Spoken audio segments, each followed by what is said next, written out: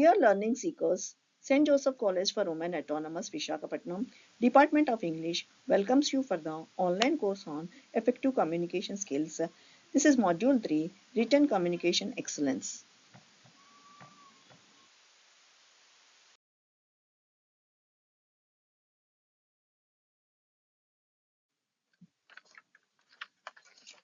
Today, I am signing with my Lecture 3, Crafting Clear and Concise Messages.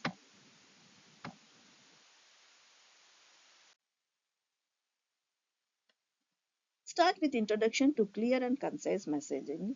Effective communication is about conveying the message clearly with minimal words. Concise messages reduce misunderstandings and save time. This presentation will cover key principles and strategies for crafting clear messages. Importance of clarity and conciseness. When the question why clarity and conciseness matter arises, then the answer is it prevents confusion and misinterpretation. It also saves time for both sender and receiver. It ensures professional and efficient communication. For example, due to unforeseen circumstances, we regret to inform you that we are unable to process your request at this time. This sentence is little bit very much bigger to understand. If the same sentence can be rewrite like we can't process your request right now due to unexpected issues. This statement is somewhat short and clear, which understand very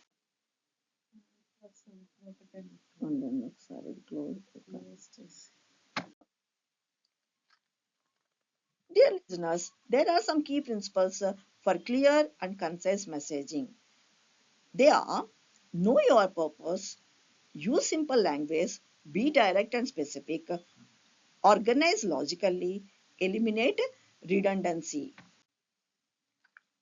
Next point, know your purpose. In detail, we will see about this feature. We have to define the key message before writing. For that, we have to question ourselves with what do I want to the reader to understand and what action should they take. For example, if you need approval, don't write a long explanation. State the request clearly.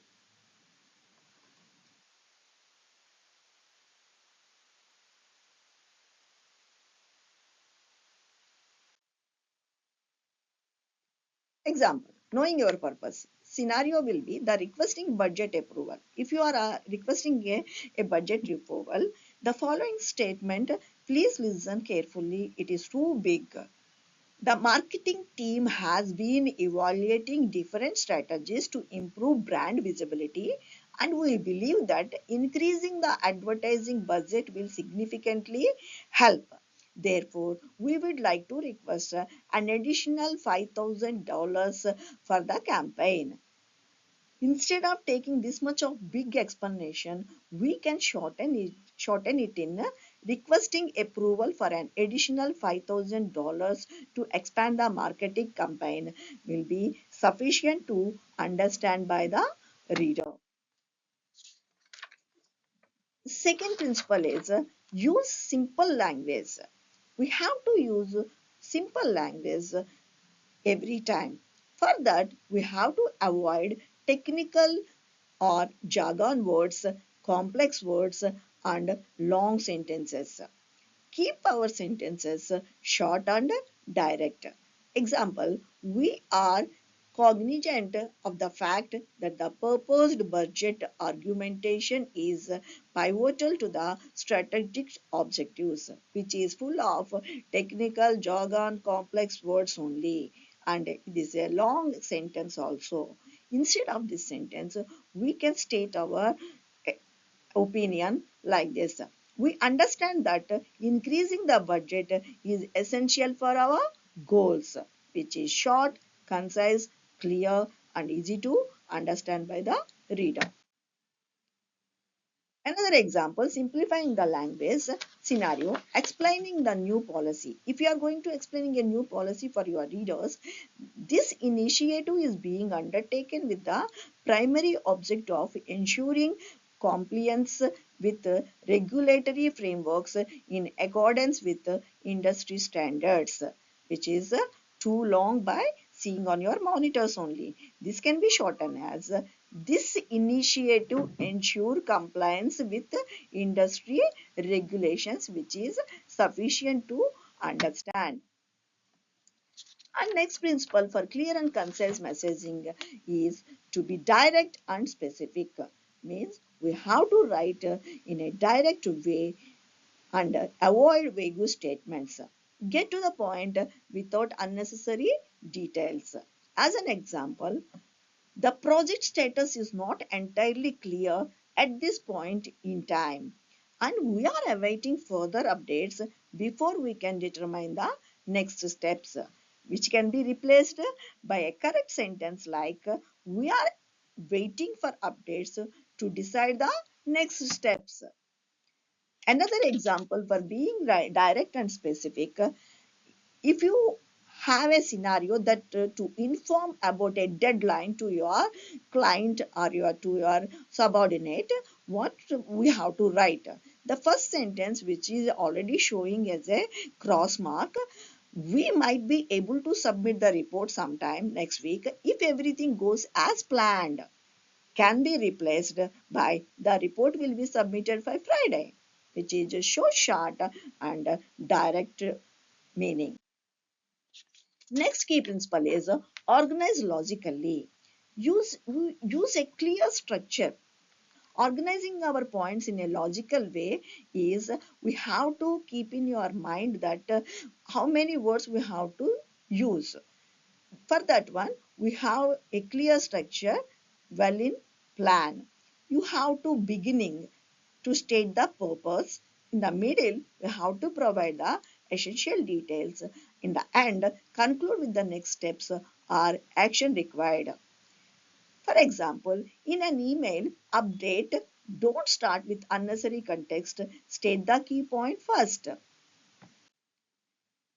For another example for the logical organization, if you are writing a project update email, there is a long sentence on your screens that, as you know, we have been working on this project for a few months now.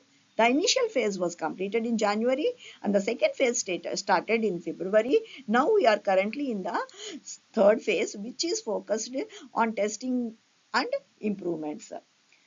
The, this can be written as the project is in testing phase. Here is what's next. You can start from this one like this only. No need to tell about the previous phases, because in the previous phases everybody know about those phases because we are already accomplished that phases. Eliminate redundancy.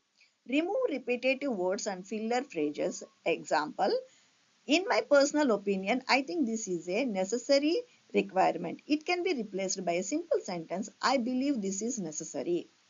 If you are going to announce a policy change in your organization, instead of saying going forward into the future, all employees must be mandatorily submit reports on a weekly basis, which is too long, we can simply write it as employees must submit weekly reports.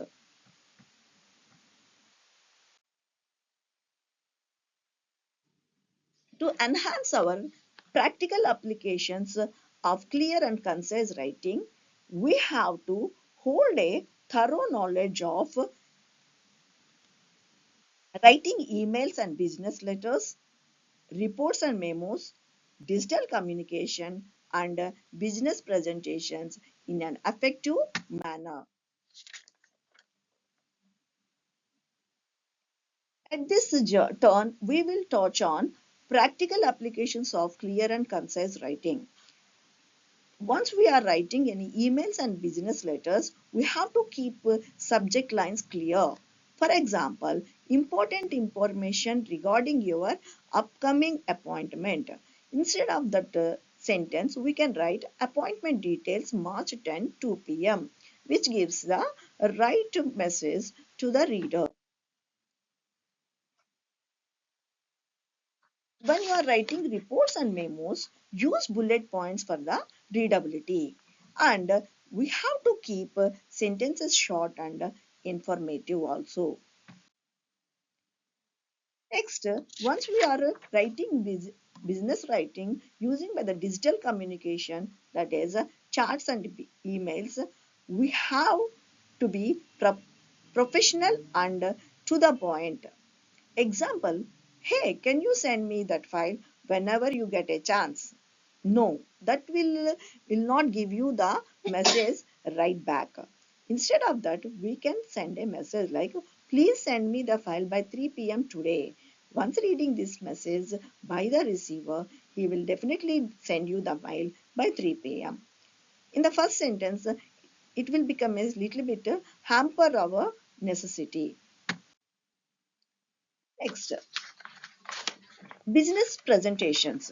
In the business presentations, avoid too much text on slides. Once you are presenting your business with the help of PowerPoint presentations or any other presentations, we cannot insert much text on the slides. We have to use clear headings and visuals because visuals will give clarity than the words. Let us know the tips for enhancing clear and concise writing. We have to plan before writing, means what we have to write, what is the message we have to give, that we have to keep in our mind.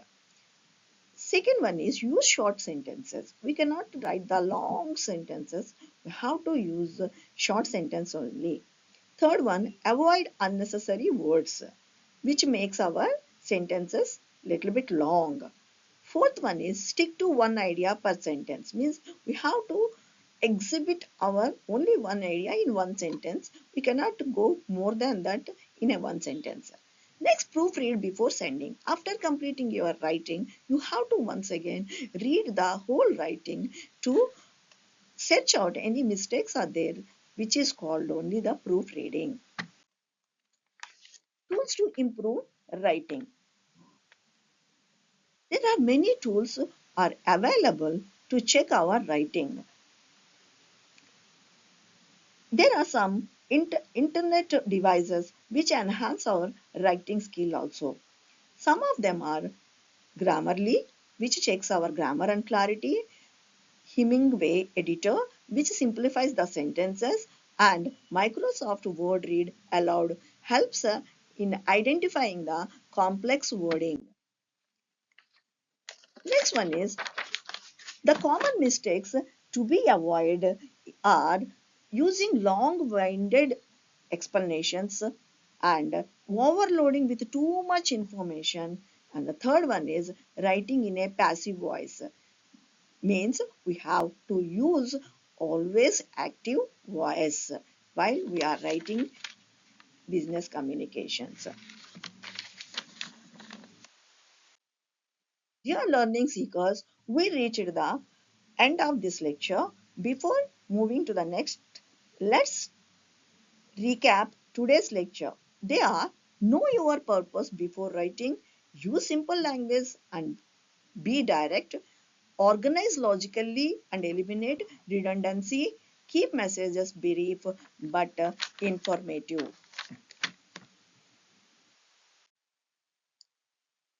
Thank you. Hope you join me in my next lecture.